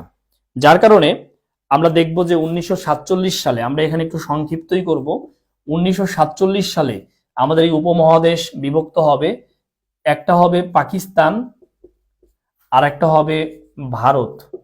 পাকিস্তান হবে 14ই আগস্ট আর এটা হবে 15ই আগস্ট।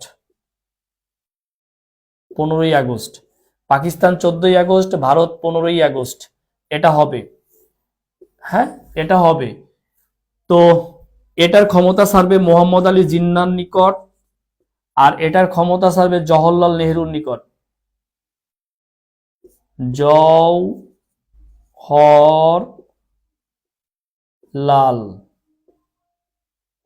নেহরু। জওহরলাল নেহরু হবে ভারতের প্রথম প্রধানমন্ত্রী।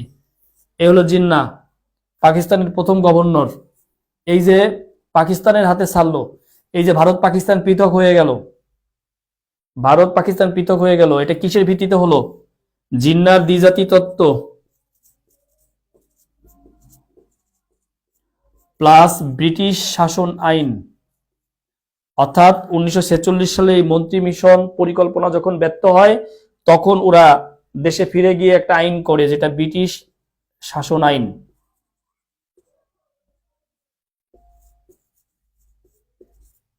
এই যে ব্রিটিশ শাসন আইন আর দ্বিজাতি তত্ত্ব, এই দুইটার সমন্বয়ে, না মহাত্মা গান্ধী কিছু হয় নাই, মহাত্মা গান্ধী নেতা, সে রাষ্ট্রের কোনো কিছুই হয় নাই। দেখেন, এই হলো উপমহাদেশ পৃথক হয়ে গেল। আমরা এখন এই পার্টে যে জায়গায় যাব, সেটা হচ্ছে উপমহাদেশের রাজনৈতিক আন্দোলন, বিদ্রোহ, তারপরে হচ্ছে জাগরণ। এই অংশটা কিছু সময় দেখব, যে জায়গা থেকে প্রায়ই প্রশ্ন থাকে, আমরা একটু ওই অংশটা একটু দেখার চেষ্টা করব। হ্যাঁ, তাহলে আমরা এখন শিরোনাম করি, মানে 47 সাল পর্যন্ত শেষ হয়েছে, কিন্তু এই 47 সাল পর্যন্তই যে আন্দোলন, যে জাগরণ, যে বিদ্রোহগুলো হয়েছে, সেইগুলোকে একটা জায়গায় করে দিতে চাই আপনাদেরকে। তাইলেই আমাদের এই 47 পর্যন্ত সব ক্লিয়ার হয়ে যাবে। এরপরে শুরু হবে ভাষা আন্দোলন থেকে ক্লাস। বুঝতে পেরেছেন? তাইলে বাংলার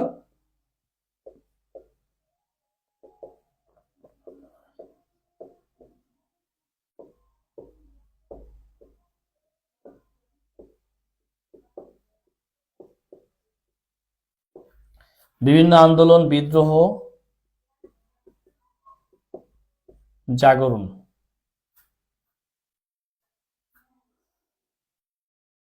প্রথমেই লিখবেন ফকির সন্ন্যাসী বিদ্রোহ।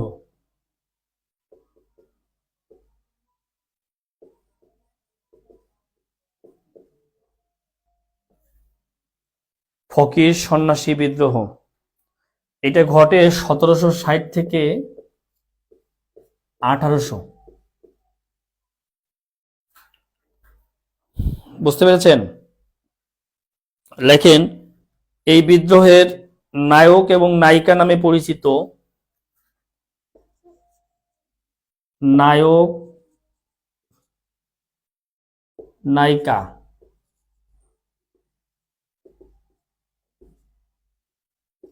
ভবানী পাঠক ও দেবী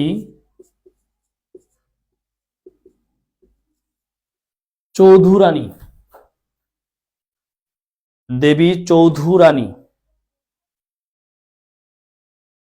ফকির সন্ন্যাসী বিদ্রোহের নায়ক নায়িকা। আর এই বিদ্রোহের নেতৃত্ব দেন মজনু শাহ।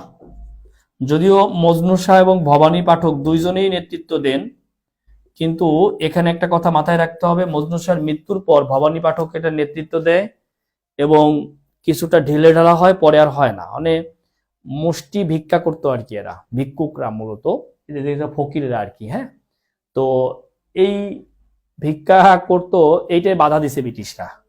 তখন সব ফকিররা এক হয়ে গেছে, এক হয়ে ব্রিটিশদের বিরুদ্ধে যে আন্দোলন বা বিদ্রোহ ঘোষণা করে, এটাই মূলত ফকির সন্ন্যাসী বিদ্রোহ নামে পরিচিত।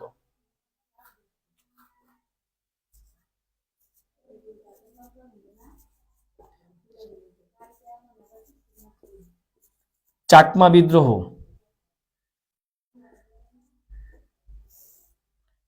চাকমা বিদ্রোহ, এরপরে লিখবেন চাকমা বিদ্রোহ।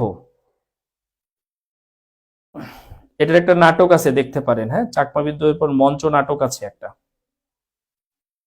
এটা 1772 থেকে, মানে এটা সাল দরকার নাই, এটা একটা টাইম বিং। চাকমা বিদ্রোহর সময় রাজা ছিলেন জোয়ান বক্স খান। এটা আসে পরীক্ষায়। রাজা ছিলেন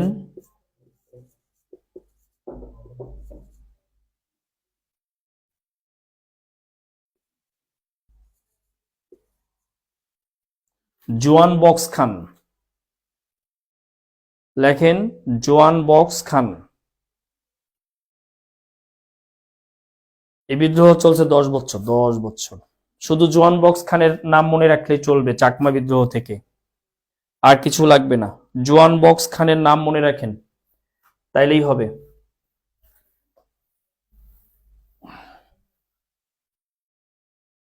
এরপরে নেন তিতুমিরের আন্দোলন, তিতুমিরের বাঁশের কেল্লা।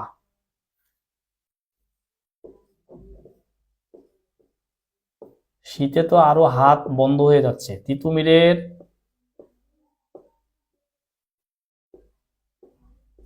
আন্দোলন, তিতুমিরের আন্দোলন মনে রাখবেন। ইস্ট ইন্ডিয়া কোম্পানির বিরুদ্ধে অস্ত্র হাতে, অস্ত্র ধারণকারী প্রথম বাঙালি শহীদ হচ্ছে তিতুমির। লিখে রাখেন, ইস্ট ইন্ডিয়া কোম্পানির বিরুদ্ধে, ইস্ট ইন্ডিয়া কোম্পানির বিরুদ্ধে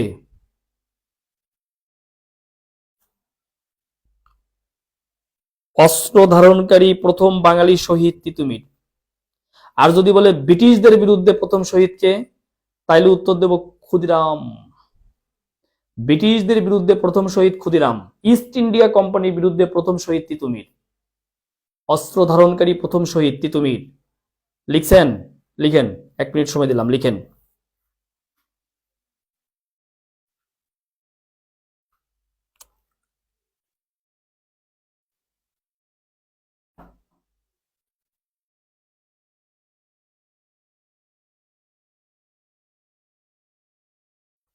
তিতুমিরের ব্যাপারটা আপনারা জানেন যে সে বাঁশের কেল্লা নির্মাণ করেন এবং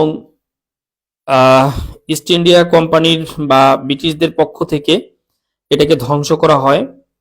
এই যে তিতুমিরের আন্দোলনে যেটা ঘটে, যে 1831 সালে নারকেলবাড়িয়ার এই বাঁশের কেল্লা, এটাকে যেটা নির্মাণ করেছিল, এই বাঁশের কেল্লা আক্রমণ করে এবং এই আক্রমণে তিতুমির সহ তার সহযোগীরা নিহত হয়। এখানে কয়েকটা লাইন আমাদের দরকার, সেটা হচ্ছে তিতুমির নিহত হয় 1831 সালে, বা বাঁশের কেল্লা আক্রান্ত হয় 1831 সালে। আরেকবার স্যার, আচ্ছা, ইস্ট ইন্ডিয়া কোম্পানির বিরুদ্ধে অস্ত্র ধারণকারী প্রথম শহীদ হচ্ছে তিতুমির, আর ব্রিটিশদের বিরুদ্ধে প্রথম শহীদ হচ্ছে ক্ষুদিরাম বসু। একবারে বিদায় দে মা, ঘুরে আসি, গান শুনছেন না? হ্যাঁ, ব্রিটিশদের বিরুদ্ধে। ওকে, তাহলে আমরা 1831 সালে তিতুমির মারা যাবে এবং ইংরেজ বাহিনীর নেতৃত্ব দিবে কর্নেল স্টুয়ার্ট। ইংরেজ বাহিনীর নেতৃত্ব দেন কর্নেল স্টুয়ার্ট। কর্নেল স্টুয়ার্ট ইংরেজ বাহিনীর নেতৃত্ব দেন কর্নেল স্টুয়ার্ট। আন্দোলন তো 1822 সাল থেকে চলে, কিন্তু 1831 সালে গিয়ে আন্দোলন শেষ হয়ে যায়। কারণ 1831 সালে বাঁশের কেল্লা ধ্বংস করে দেওয়া হয় এবং তিতুমীর নিহত হয়। 1822 সাল থেকে এই আন্দোলন চলে, যখন মক্কায় হজ করতে গেলে ওখানে সে একজন গুরু পেয়ে যায় তিতুমীর, তার দ্বারাই ইনফ্লুয়েন্সড হয় মাওলানা সৈয়দ আহমেদ বেরলভী। আমি অত আলোচনা করতে চাচ্ছি না। মূলত ওখান থেকেই তার মধ্যে আন্দোলনের সুপ্ত বাসনা জাগ্রত হয় এবং এই আন্দোলন হয়। আমরা এমনিতে ছোটবেলায় পড়ছি তিতুমীরের আসল নাম কি, নাম বলেন তো? তিতুমীরের আসল নাম কি? তিতুমীরের আসল নাম কি, কে বলতে পারবেন? তিতুমীরের আসল নাম কি, কে বলতে পারবেন? কে বলতে পারবেন? হ্যাঁ, Syed Mir Nisar Ali. Syed Mir Nisar Ali, yes, Nisar Ali, Syed Mir Nisar Ali. Good good good good. Okay, এবার নেন ফরায়েজি আন্দোলন।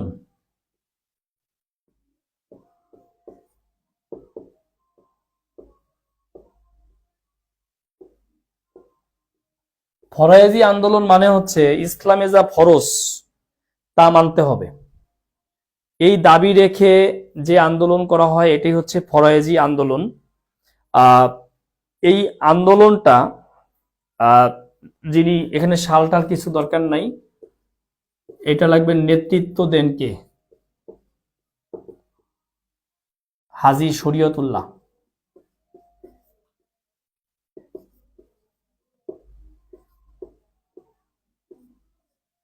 হাজী শরীয়তুল্লাহ। তার মৃত্যুর পর এটা নেতৃত্ব দেন তার ছেলে দুদু মিয়া। দুদু মিয়ার বিখ্যাত উক্তি,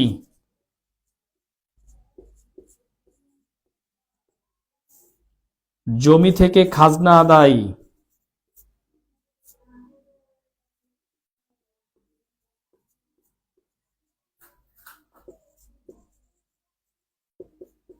ইসলামের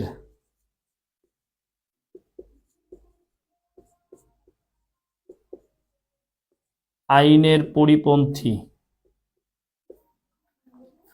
জমি থেকে খাজনা আদায় ইসলামের আইনের পরিপন্থী, এইটা হলো বিখ্যাত উক্তি। কেমন? ওকে, ইসলামের শরীয়ত বুঝিনি। আচ্ছা, এইটা হয়ে গেলে আমরা নিব হচ্ছে সিপাহী বিদ্রোহ। মাঝখানে অনেক বলছি যে সিপাহী বিদ্রোহ পড়াবো পড়াবো, পড়ানো হয় নাই, কারণ এই জায়গার জন্যই রেখে দিয়েছিলাম। সিপাহী বিদ্রোহ,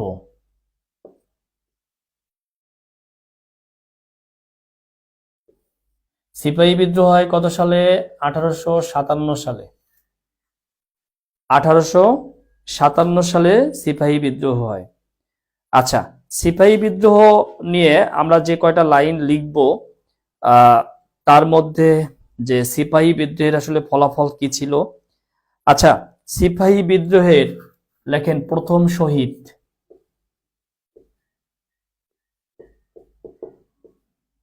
মঙ্গল পাণ্ডে। প্রথম শহীদ মঙ্গল পাণ্ডে।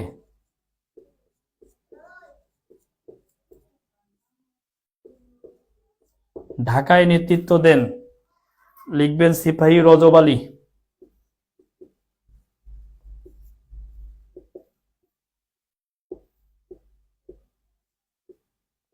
সিপাহী রজব আলী ঢাকায় নেতৃত্ব দেন। সিপাহী রজব আলী। লিখবেন প্রধান সেনাপতি ছিলেন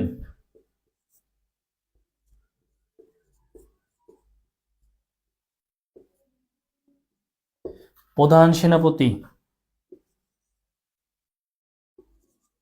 নানা ভাই। লিখবেন বা নানা সাহেব, যার প্রকৃত নাম হচ্ছে ধুন্দুপন্থ। নানা সাহেব লেখেন। নানা সাহেব, প্রকৃত নাম হচ্ছে ধন্দুপন্থ। এরপরে লিখবেন শ্রেষ্ঠ সিপাহী,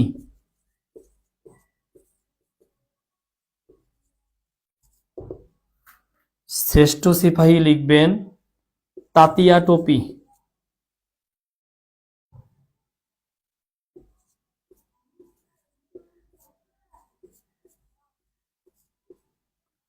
তাতিয়া টোপি হচ্ছে শ্রেষ্ঠ সিপাহী। এবার সিপাহী বিদ্রোহের ফলাফলটা আমরা একটু দেখে নিব। ফলাফল, ফলাফলে কি কি আছে? একটা হচ্ছে মুঘল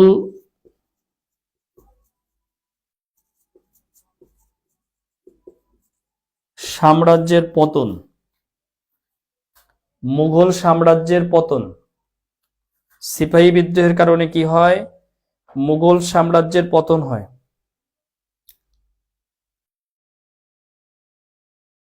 আরেকটা কি হয় কে বলতে পারবেন? দুইটা ঘটনা ঘটে সিপাহী বিদ্রোহের ফলে। একটা হচ্ছে মুঘল সাম্রাজ্যের পতন ঘটে, আরেকটা কি ঘটে কে বলতে পারবেন?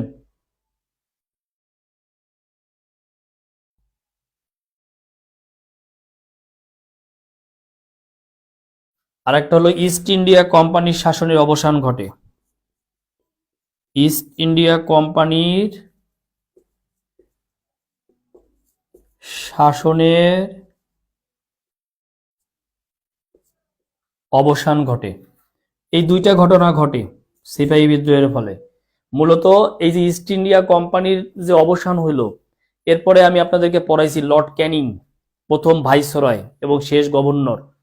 অতএব এখান থেকেই মূলত ব্রিটিশ ভাইসরয় বা ব্রিটিশ রাজপ্রতিনিধিরা এখানে কি করেন? ক্ষমতায় বসেন।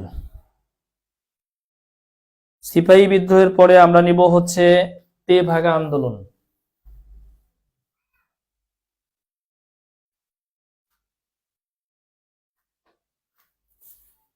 ব্রিটিশদের কাছে ক্ষমতা যায়, হ্যাঁ।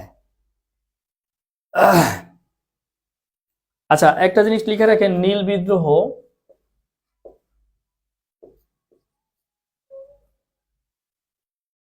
এটা হয় হচ্ছে 1859 থেকে 1860, শুধু সালটা লিখে রাখেন। এবং নীল বিদ্রোহের এই যে যে দীনবন্ধু মিত্র তার নাটক রচনা করেন। এবং বাংলা সাহিত্য পড়তে গেলে দেখবেন যে সেখানে মানে এতটাই ঘৃণা জন্ম হয় যেখানে ঈশ্বরচন্দ্র বিদ্যাসাগর এই নাটক দেখার সময় জুতা ছুঁড়ে মারেন। এটা যখন সাহিত্য পড়বেন তখন পাবেন। ঠিক আছে, তো আমরা দেখতে পেলাম যে নীল বিদ্রোহ নিয়ে আমরা আসলে আলোচনা করব না বেশি একটা, আমরা আলোচনা করব তেভাগা আন্দোলন।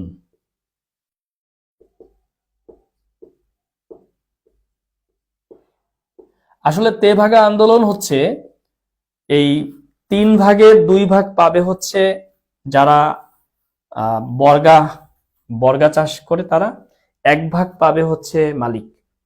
এই বিধান রেখে যে আন্দোলন করা হয় সেটাই হচ্ছে তেভাগা আন্দোলন। অর্থাৎ ফসল 3 ভাগ করা হবে, 3 ভাগের 2 ভাগ পাবে হচ্ছে কারা? 3 ভাগের 2 ভাগ পাবে হচ্ছে যে বর্গা করবে কৃষক সে, আর 1 ভাগ পাবে কে? 1 ভাগ পাবে মালিক। এইটার আন্দোলনের নেতৃত্ব দেন হচ্ছে ইলা মিত্র, এই নামটা পরীক্ষায় আসে। আর তেভাগা আন্দোলন 1946 থেকে 1947 এই সময় হয়।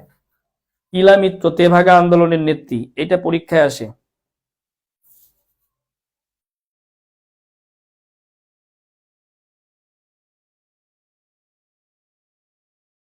লেখেন এই আন্দোলন তীব্র আকার ধারণ করে দিনাজপুর এবং রংপুর, যদিও ইলা মিত্র দিনাজপুর কিংবা রংপুরের না। তীব্র আকার ধারণ করে দিনাজপুর আর রংপুর, দিনাজপুর আর রংপুর তীব্র আকার ধারণ করে।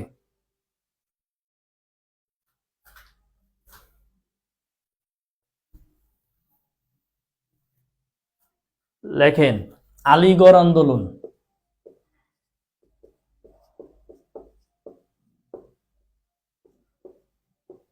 প্রথমত মাথায় রাখতে হবে আলীগড় আন্দোলন।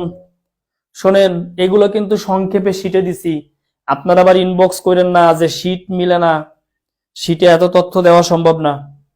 এগুলো কিন্তু আবার আপনাদেরকে একটা শর্ট দেখবেন 47 সালের ওখানে শর্ট একটা লিস্ট দিছি, কবে কোন আন্দোলন হয়, কবে নেতৃত্ব কে দেয়। ডিটেলস কিন্তু দেই নেই, ডিটেলস প্রয়োজন নাই, ডিটেলস ক্লাসে পড়াবো। অযথাই কেউ মেসেজ করবেন না এগুলো নিয়ে। আলীগড় আন্দোলন, আলীগড় আন্দোলনে স্যার সৈয়দ আহমেদ ছিলেন এর নেতৃত্ব দিয়েছিলেন। স্যার স্যার সৈয়দ আহমেদ কি ছিল লেখেন, স্যার সৈয়দ আহমেদ আলীগড় আন্দোলনের নেতৃত্ব দেন। এটা হচ্ছে ইংরেজদের সাথে মুসলমানদের সহযোগিতার ক্ষেত্র তৈরি করার জন্য, রাজনৈতিক সামাজিক সকল জায়গায় মুসলমানদের অংশগ্রহণের জন্য একটা আন্দোলন হয়। এই আন্দোলনের নেতৃত্ব দেন হচ্ছেন স্যার সৈয়দ আহমেদ। অর্থাৎ মুসলিমদের অংশগ্রহণ রাজনৈতিক সামাজিক সাংস্কৃতিক প্রগতিশীল করে গড়ে তোলার জন্য। এই সময় মুসলিম সমাজ ছিল অনেকটা পশ্চাদমুখী, পিছনে পড়া একটা জাতি ছিল। তাদের অগ্রসরতার জন্য এই আন্দোলন হয়, ইংরেজদের সাথে যেন তাদের একটা সহযোগিতার ক্ষেত্র প্রস্তুত হয় এবং শিক্ষার শিক্ষায় অনেক পিছিয়ে ছিল, শিক্ষা দীক্ষায় এটাই যেন ডেভেলপ হয়, আগ্রহী হয়। এইটার জন্যই হচ্ছেন স্যার সৈয়দ আহমেদ এই আন্দোলন করেন, যা আলীগড় আন্দোলন নামে পরিচিত।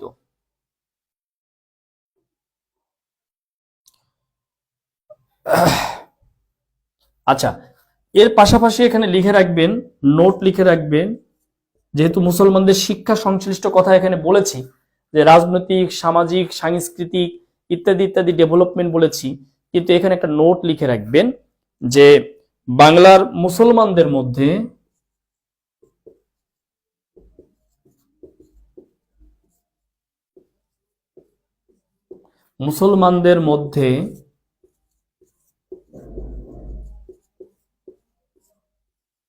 আধুনিক শিক্ষার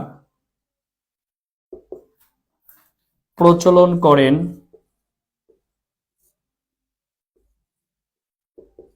তখন আবার ভুলে স্যার সৈয়দ আহমেদ দিলে কিন্তু হবে না, তখন কিন্তু বিপদে পড়ে যাবেন। ইনি হচ্ছেন নবাব আব্দুল লতিফ।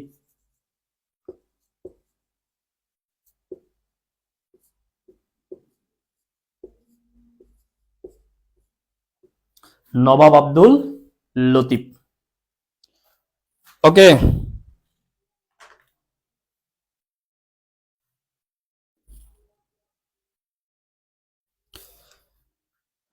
আরো কিছু তথ্য আমরা লিখে রাখবো, যেটা হচ্ছে central national Mohammedan association.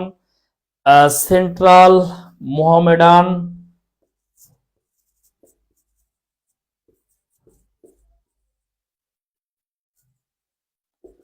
National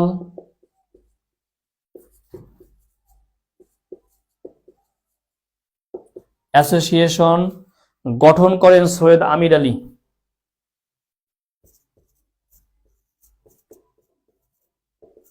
Syed অর্থাৎ মুসলিম সমাজের মধ্যে যারা প্রগতিশীল ছিলেন তাদেরকে এক বোর্ডের এক জায়গায় নিয়ে আসলাম। সৈয়দ আহমেদ, নবাব আব্দুল লতিফ, সৈয়দ আমির আলী, যেগুলো ইম্পর্টেন্ট তথ্য এক বোর্ডের মধ্যে নিয়ে আসছি। সৈয়দ আমির আলী, যিনি মুসলমানদের মুসলমানদের মধ্যে রাজনৈতিক আন্দোলন গড়ে তোলার জন্য বা রাজনৈতিক প্রতিষ্ঠান গড়ে তোলার জন্য সেন্ট্রাল ন্যাশনাল মোহামেডান অ্যাসোসিয়েশন গড়ে তোলেন এবং তিনি একটি বই লিখেন, সেটা হচ্ছে the spirit of Islam. The spirit of Islam, এই সৈয়দ আমির আলীর লেখা। দ্য স্পিরিট অফ ইসলাম, এইটা আরো তাদের মধ্যে মুসলিম সমাজের মধ্যে আরো একটু সাড়া ফেলে। The spirit of Islam.